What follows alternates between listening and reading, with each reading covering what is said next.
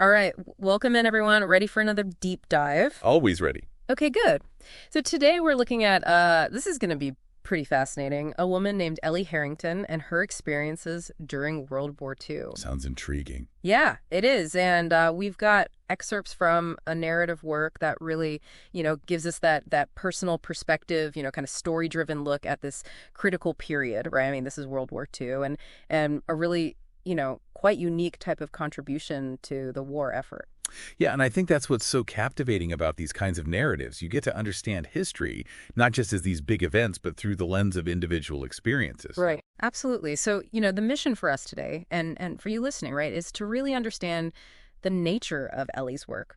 What exactly was she doing? What kind of environment was she operating in? And what were some of the key, challenges and relationships that she faced during this wartime experience? And I think through that we can get some really interesting insights into, just how vital intelligence was in the war effort, but from this very personal angle. I think those personal stories are what really bring history to life for people. They make these large-scale events feel relatable, human. For sure. And right from the start, you encounter this detail that just sort of pulls you in. Okay, so 1942, Cambridge. The heart of academia. Exactly, this hub of intellectual life. And Ellie, she's a mathematics enthusiast, right? She really thrives in that kind of atmosphere of quiet concentration.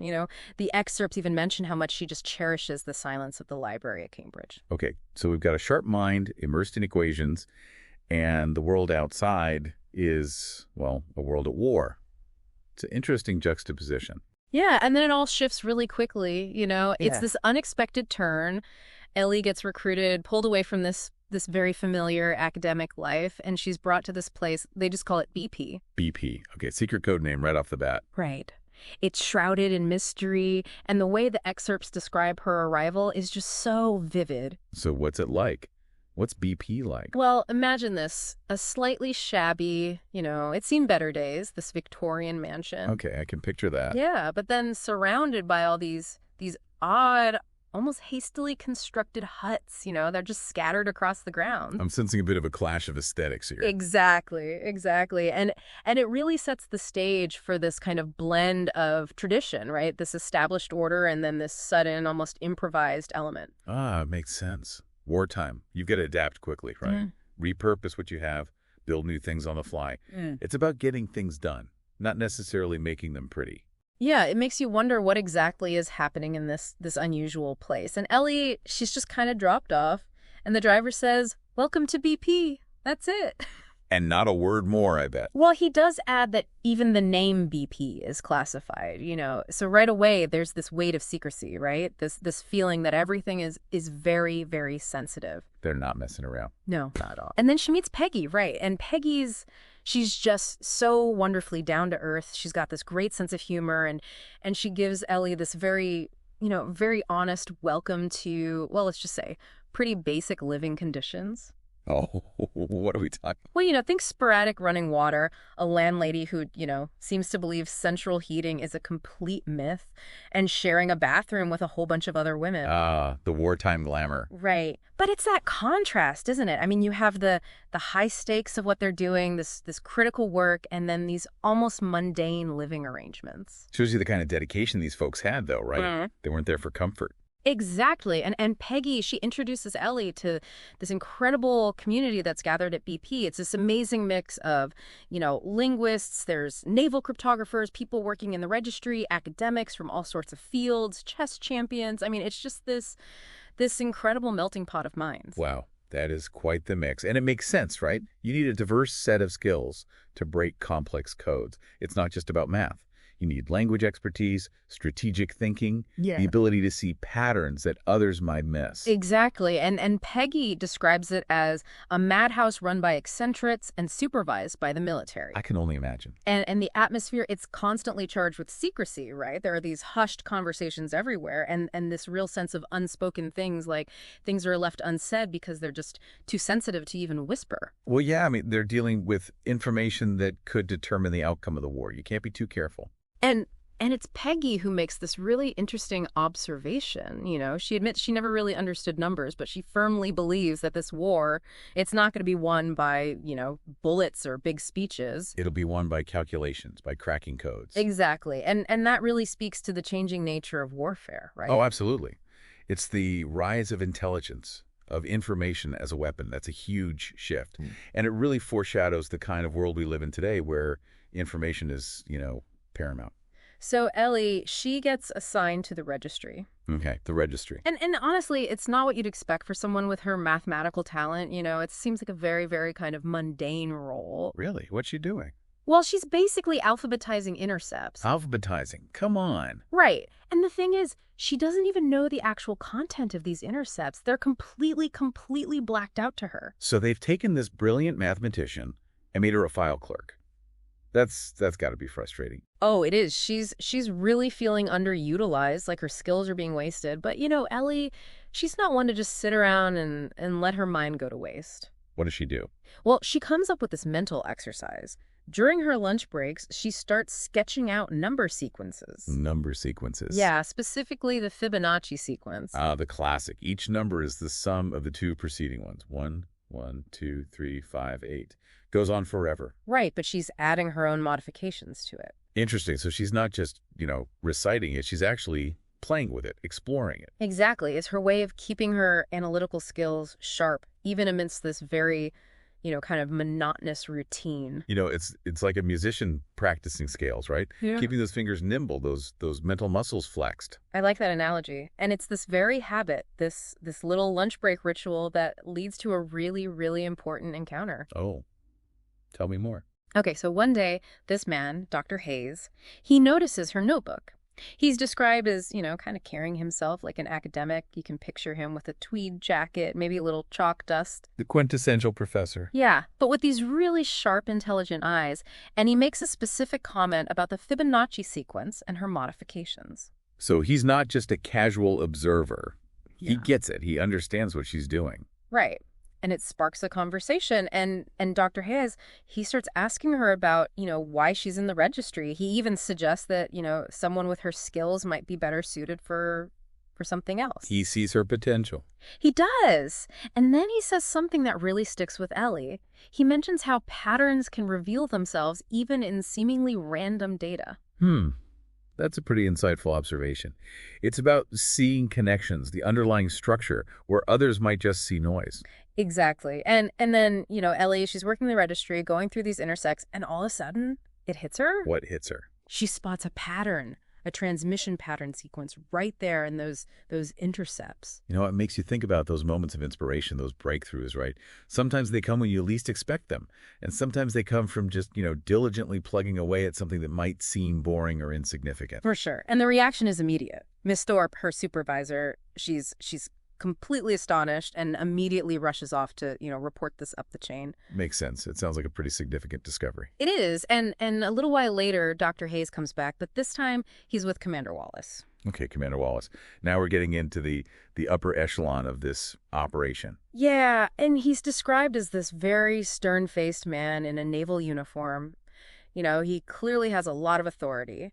And he takes everything in, right? Yeah. He observes the situation. He looks at Ellie. So this is a pivotal moment. Oh, absolutely. And after what seems like a very, very long silence, Commander Wallace makes a decision.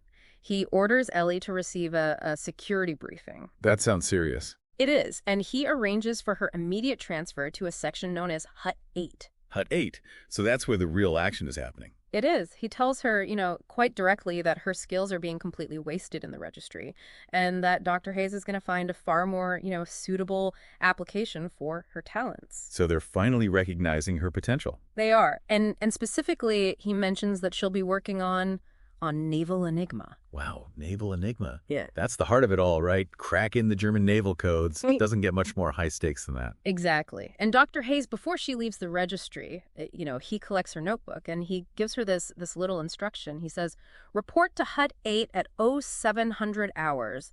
Bring a pencil and, more importantly, your ability to see what others seem to miss. Almost like a challenge, right? A recognition of her unique talent. Yeah, and then he emphasizes the real-world consequences of her abilities, the ability to recognize patterns. He calls it the difference between life and death on rather a significant scale.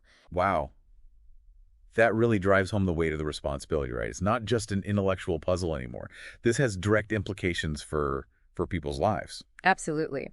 And later that evening, Ellie tells Peggy about her transfer to HUD 8. And Peggy, she's really impressed, She says, "Naval Enigma. Well, you've certainly caught someone's attention, Ellie. That's the inner sanctum. Not many women get assigned there directly." So, yeah, it's a big deal. She's clearly made an impression. Yeah, it is. And when Ellie arrives at HUD 8, the atmosphere it's quite something else. What's it like? It's almost like perpetual twilight because of the blackout curtains, even during the day. And the air, it's thick with cigarette smoke, and this kind of oily smell of overheated machinery. Intense work environment. Oh, yeah. And there's this constant rhythmic clicking sound. What's that? Well, she soon finds out that's the bombs. The bombs.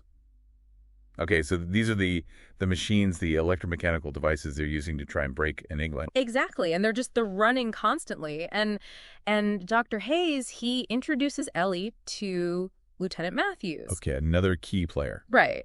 And he's initially a bit skeptical of Ellie, maybe because of her background or maybe because she's a woman in this, very male-dominated environment. Yeah, there was definitely a lot of that back then. But Ellie, she doesn't back down. She makes the point that mathematics at that level, it's almost an art. And that intuition, these leaps of insight, they're crucial for problem solving. She's standing her ground. She is. She's not going to let anyone dismiss her. And so they give her these initial tasks. She's assisting with the statistical calculations, comparing, the frequency analysis of new intercepts with old ones that have been decrypted. The really meticulous work. Oh, very much so. Yeah. And you can just feel this pressure, this urgency, to crack the Enigma settings. Well, yeah, every message they decrypt could be vital. Exactly. And Commander Wallace, he's always there, just this constant presence, always reminding everyone of the high stakes. So it's intense, to say the least. Oh, very much so. And then we meet another character, James Fletcher. James Fletcher. All right. And he's a linguist, but he's a bit different. How so? Well, he's always dressed in civilian clothes, which is a bit unusual. Interesting. So not military, not the typical academic attire. Right. And he's got this accent that Ellie can't quite place, but he's also working on these really tough convoy intercepts, the ones that are stumping everyone. Ah, so he's got a unique perspective, perhaps. Yeah. And Ellie, she can't sleep because of these intercepts. Well, yeah, they're a huge problem. If they can't crack those codes, a convoy could be lost. Right, and she notices something about the frequency distribution in the messages. They seem a little off. What do you mean off? Well, they're almost too perfect. Like they're not random enough for truly secure encryption. So it's almost too good to be true. Yeah, and James, he picks up on it too. Interesting. So they're both seeing this same anomaly. They are, and that's what sparks this real collaborative approach between them. Ellie with her mathematical intuition and James with his linguistic expertise. See, that's what I was talking about earlier. You need that blend of skills, that cross-disciplinary thinking to tackle these complex problems. Exactly. And they start working together and they actually come up with a potential alternative approach, something that could really reduce the number of configurations that the bombs would need to test. So a shortcut, potentially. Yeah. A way to streamline the process. Yeah. And they're a little hesitant, but they decide to present their idea to the night shift supervisor. Okay, and who's that? Well, it happens to be this Oxford mathematics professor. So he's brilliant, but he's also very, very set in his ways. Makes sense. And at first, he's very skeptical of their idea. I bet. Anything new, anything unconventional would be met with scrutiny, especially in this kind of environment. Oh, yeah. But they explain their reasoning, and he gradually starts to become interested. So their idea has merit. It does. And, of course, Commander Wallace finds out that Ellie was working on the night shift without authorization, and well, he's not pleased. Oh, I bet not. Rules are rules, especially at a place like Bletchley. Right. But the night supervisor, he steps in and he explains that Ellie actually made a really valuable contribution and that, her mathematical insights were really key to the progress they made. So her work speaks for itself. Yeah. And Wallace, he doesn't say much. He's always very, very controlled, but you can tell he acknowledges the value of what they've done. He's a man of action, not words. That's a good way to put it. And James later, he describes Commander Wallace as being rather like a rotor himself, precisely calibrated, but utterly inflexible. That's a great analogy. It perfectly captures his personality, right? Efficient, precise, but maybe not so good with unexpected changes or new ways of doing things. Yeah, and this whole experience, it kind of sparks a connection between Ellie and James. Okay, so beyond the work, their relationship is developing. It is. And James, he invites her to play chess during one of their breaks. He says he sees it as a form of pattern recognition training. Chess. Yeah. I love it. It's like a microcosm of strategic thinking, right? Planning, anticipating your opponent's moves, recognizing patterns. Right. And the chess set they use, it's actually quite unusual. It's handmade, and the squares are stained with tea and iodine. Wow, that's really cool. It speaks to his, resourcefulness, his ingenuity. Yeah. And their games, they quickly become this way for them to kind of connect on a different level, to understand how each other thinks. Right, because how you play chess often reflects how you approach problems in general. And James, his playing style is described as, very careful planning, but often with these unexpected moves. Ah, so he keeps you guessing. He does. Even Commander Wallace observes one of their games. He just dryly comments that it's, applied strategic thinking. Of course he does. But you can tell he's intrigued. I bet. And Ellie, she's really progressing in her work. She gets assigned to this team called the Banburismus team. It's very specialized work, but she's thriving there. Okay, so she's moving up the ranks, getting more and more specialized in her skills. And I think the chess games with James, they actually help. Really? How so? Well, it's a break from the intensity of the code breaking, right? It's this mental refresh. Makes sense. It's like sharpening the saw, right? Yeah, exactly. And even Dr. Hayes, who's usually quite reserved, he actually acknowledges how effective Ellie and James are together.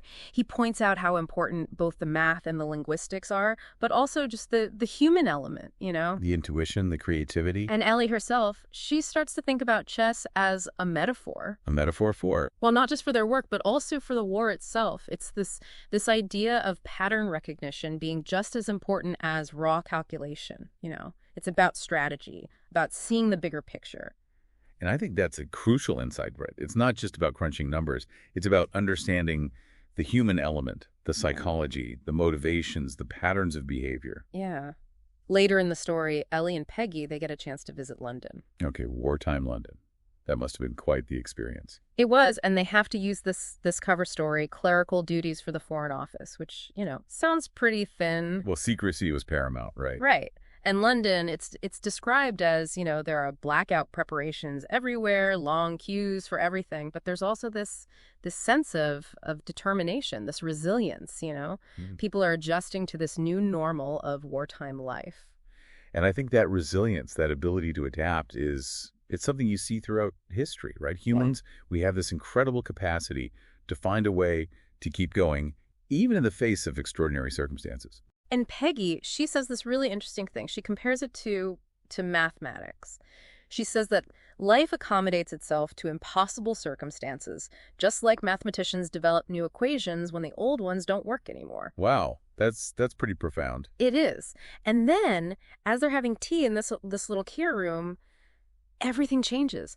The air raid sirens go off. Oh, wow. Right in the middle of their outing. Yeah. And they have to run to this reinforced shelter, this dugout, and they're huddled in there with all these strangers. A real moment of shared vulnerability. It is. And there's this elderly classics professor in there. A classics professor? Yeah. And he's completely unfazed by the bombing. He starts talking to Ellie about numerical systems in ancient Greece. Of all things. That's amazing. It is. And he talks about the enduring nature of math. How these truths, these principles, they exist beyond human conflict. And it's such a powerful point, right? In the midst of all this chaos and destruction, there are these fundamental truths that remain constant. Exactly. And then Peggy says something that's really chilling. She tells Ellie that they might actually know about the raids in advance. What? Well, through the intercepts they're working on at Bletchley, but they can't warn anyone. Because it would compromise their intelligence sources. Exactly. And it really shows the burden they're carrying, right? This knowledge, this terrible knowledge, and they can't do anything with it. It's a heavy weight to bear. It is. Back at Bletchley, Ellie and James, they resume their evening walks. Okay, so their connection continues to develop. Yeah. And they start to share more personal stories. James talks about his mother's death, his path to linguistics. Ellie talks about her own mother's death, her distant father, and how math was, kind of this common ground for them. So they're opening up to each other, sharing these really personal, sometimes painful memories. Yeah. And James, he's really interested in the German language. He describes it as a way to access something beyond his own circumstances. Ah, the power of language, right. To connect us to different cultures, different ways of thinking. And then he asks Ellie directly, why does she keep going on these walks with him, even though she's so tired? So he's curious about her, about their connection. He is. And their routine gets disrupted when James gets temporarily assigned to Hut 3. And Ellie's workload, it just keeps increasing. So they're both under a lot of pressure. Oh, yeah. And Dr. Hayes, he makes this quiet observation about their unusual dynamic. He mentions that some individuals simply thrive in collaborative environments. So he's noticing their connection, the synergy between them. And Ellie, she starts to notice things about James. Little inconsistencies in his stories, things that don't quite add up. And she notices his knowledge of birds. Birds? Yeah. He seems to know a lot about them, which is, a bit odd for a linguist. And James, he realizes that Dr. Hayes is more observant than he seems, that he needs to be careful about what he reveals. So there's a layer of mystery there. There is. And he suggests that they go back to just playing chess, something a little more neutral, a little less personal. So he's pulling back a bit, being more cautious. He is. And then there's this huge moment. They decrypt a message, a really important message, revealing a German plan to attack an Allied convoy. Oh, wow. Okay, that's big. It is. And the convoy, it includes this passenger ship, the Queen Anne, which is carrying high-value civilian transport. High-value civilian transport. That sounds ominous. It is. And as Ellie's reading this information, she gets this really bad feeling, this sense of unease. She says, is there something more to it? She does. And she runs into James, and he seems to have been looking for her. Okay. And later that night, she has dinner with Peggy, which is, it's supposed to be this nice break. Right. But Ellie, she can't stop thinking about the convoy. Well, yeah, it sounds like a very serious threat. It is, and she has to know more. So she goes to Lieutenant Matthews and Commander Wallace and asks them directly about the Queen Anne. Has it been rerouted? What do they say? Well, their responses are very measured, very, very careful. They're not giving anything away. They're not. And Ellie, she realizes she's crossed a line. Yeah, she's poking around in something that's probably above her clearance level. But she can't let it go. Well, no, not if she thinks there's a real danger. Right. So she goes to James, and in this really big moment, she tells him why she's so worried. Why? Her aunt is on the Queen Anne. Oh, wow. Okay, so this is personal for her. This is family. It is. And James, he doesn't hesitate. He tells her he'll do everything he can to get more information. He's got her back. He does. And together, they decide to basically break protocol. They're going to do whatever it takes to try and help. It's a big risk, but they clearly feel it's worth it. They do. But there's a problem.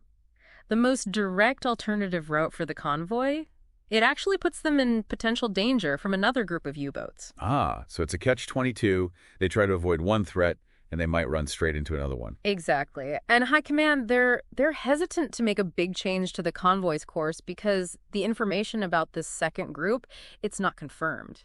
Yeah, you can't just make a decision like that based on speculation. Right. But the convoy, it's still heading towards that known ambush point. So they're running out of time. They are. And James, he makes this really risky decision. He says he's going to use an unmonitored phone line to try and get more information. An unmonitored phone line. That's dangerous. If he gets caught, it could be really bad. It could, but he's willing to take that risk. For Ellie. For Ellie. Later on, they get intercepts that confirm increased U-boat activity in the area, but the U-boats seem to be responding to a change in the convoy's course. Something happened. It did. And then Commander Wallace announces that Naval Command has indeed changed the convoy's route to a more northerly course. So it worked. It did. Ellie's just so relieved, her aunt is safe, and there's this unspoken acknowledgement between her and James. They know what they did, and they know the risk they took. And later, Wallace actually approves Ellie's leave request. He says something about family connections justifying, exceptional measures during wartime. So he knows. He knows what they did. It seems that way. And James, he remarks that Wallace clearly understands the human dimension of their work, the need to sometimes bend the rules when lives are at stake. It's an interesting balance, right? The need for strict protocol, but also the recognition that sometimes you have to act based on instinct, on compassion. Yeah. Ellie, after all this, she starts to think about the limitations of pure mathematics, What do you mean? Well, she's seen how the real world is messy, unpredictable. It doesn't always follow the neat rules of equations. Right. Human behavior, emotions, these are wild cards that can't always be calculated. And she decides she wants to go back to Cambridge after the war. She wants to finish her studies. And James, he asks her about it, Will she be satisfied with academic mathematics after everything she's experienced? It's a good question. It's like she's had this taste of the real world, of the impact her work can have, and it's changed her. It has. And Wallace, when he talks to Ellie about her leave, he mentions the balance between procedural adherence and necessary exception. So he's acknowledging that there are times when the rules need to be bent. He is. And Ellie, she finally gets to see her aunt in London. And her aunt notices a change in her. Oh, so? Well, she's less rigid, less absolute in her thinking. She's more adaptable, more understanding of the complexities of the world. The war has changed her. It has. And they talk about Ellie's father, his obsession with pure mathematics, his retreat into that world after Ellie's mother died. So there's this parallel, right? Ellie's finding a balance between the theoretical and the practical, while her father seems to have completely embraced the abstract. Yeah. And then Ellie's father, Professor Harrington, he actually comes to Bletchley to give a lecture. Wow. Okay, so now we're bringing the family drama into the heart of the operation. Yeah. And Ellie, she has to maintain her administrative cover story while he's there. But Wallace, he approves the visit, it's a little surprising. It is. It shows that even Wallace recognizes the importance of human connection, of family. Right. And Ellie and her father, they go for a walk and they talk about his lecture, about the relationship between theoretical and applied mathematics. Do they find any common ground? Not really. There's still this disconnect between them, and a huge electrical storm rolls in. A storm. Symbolic, perhaps. Host speaker.